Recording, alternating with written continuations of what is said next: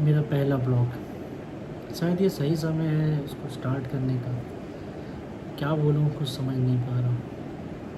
बहुत सारी चीज़ें हैं बोलने को, लेकिन क्या कहा जाए। आजकल जैसे देखा जा रहा है, दुनिया एक नंबर की स्वार्थी हो चुकी है।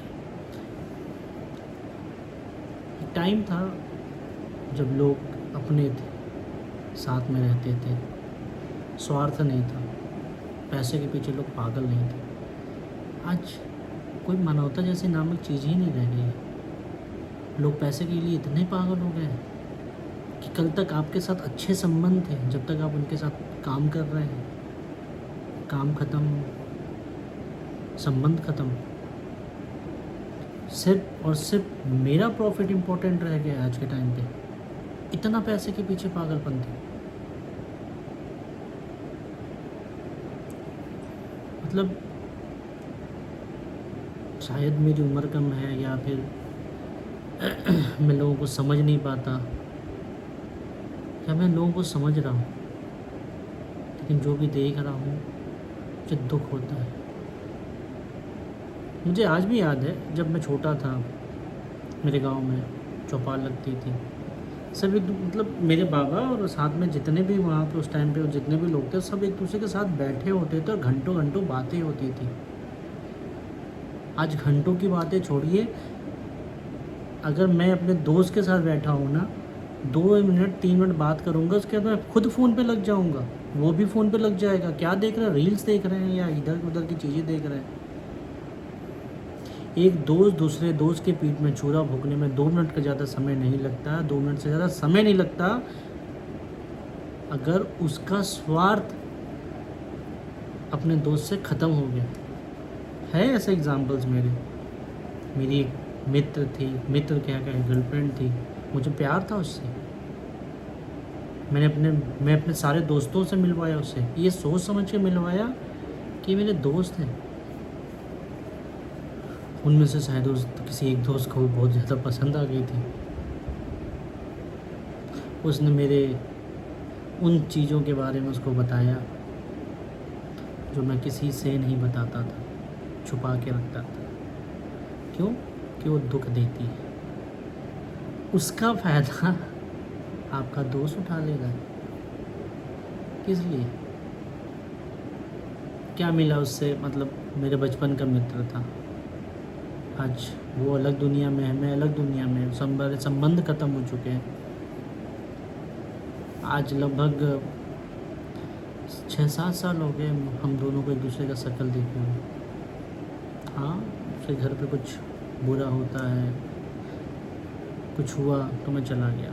अभी उसकी हाल फिलहाल में शादी भी हुई, तो उसने इतना उचित नहीं समझा कि मुझे फ़ोन करके बुला ले शादी में। स्वार्थी, सिर्फ स्वार्थ। जब तक स्वार्थ है, दुनिया आपके स्वार्थ है। जहाँ स्वार्थ ख़त्म, दुनिया ख़त्म।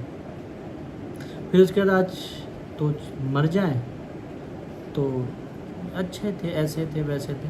अरे जब जिंदा है तो फिर क्यों नहीं साथ में है? क्या सोच रहे हैं? मैंने गीता पढ़ी कुछ दिनों पहले, उसमें ये लिखा था कि श्री कृष्ण भगवान ने बोला कि सारे जीव जंतु पेड़ पौधे सब मेरे ही अंश हैं। एक इंसान दूसरा इंसान, जब वो कृष्ण भगवान है, तो एक कृष्ण भगवान अपने दूसरे कृष्ण भगवान को कैसे कष्ट दे सकता है? ये चीज़ का आंसर मुझे आज तक नहीं मिला। मंदिरों में भगवान हम पूजने जा रहे हैं, और जो सामने जो भगवान है उसको लात मार रहे हैं।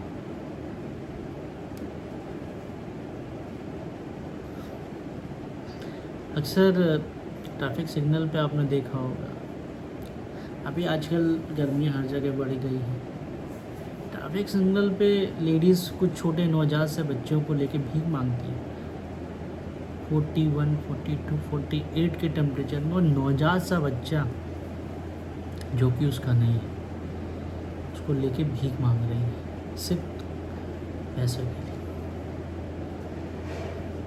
भाई हम तो तड़प रहे हैं, रहा नहीं जा रहा, पसीने से भीग जाते हैं, उस बच्चे का क्या हाल होगा।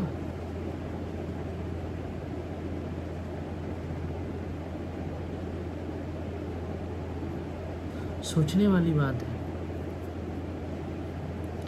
और हम कुछ पैसे उसको दे देते हैं, आगे बढ़ जाते हैं। फिर गाड़ी का विंडो डाउन किया, 1-2 रुपये, 5 रुपये, 10 रुपये उसको दिया, विंडो अप किया, AC चालू है और निकल गया। बट कभी क्या सोचने की कोशिश की ये बच्चा किसका है।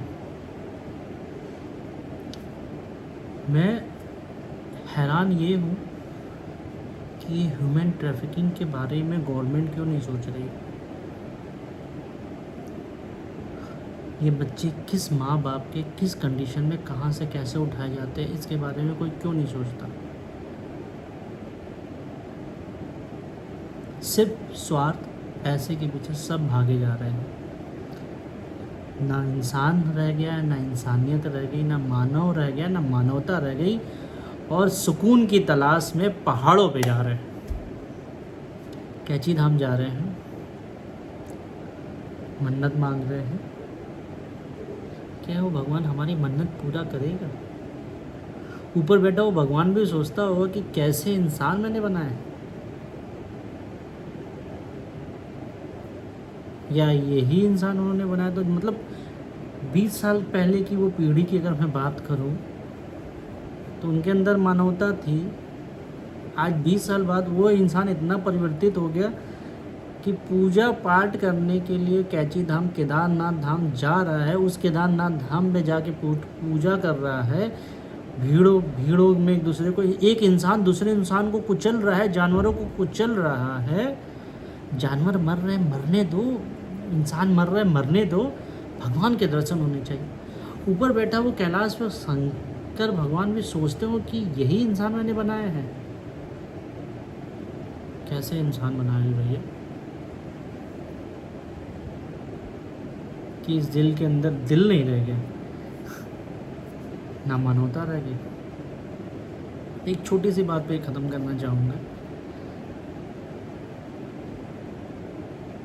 कि इंसान अब भी जाग जाओ, कुछ अच्छे कर्म कर लो,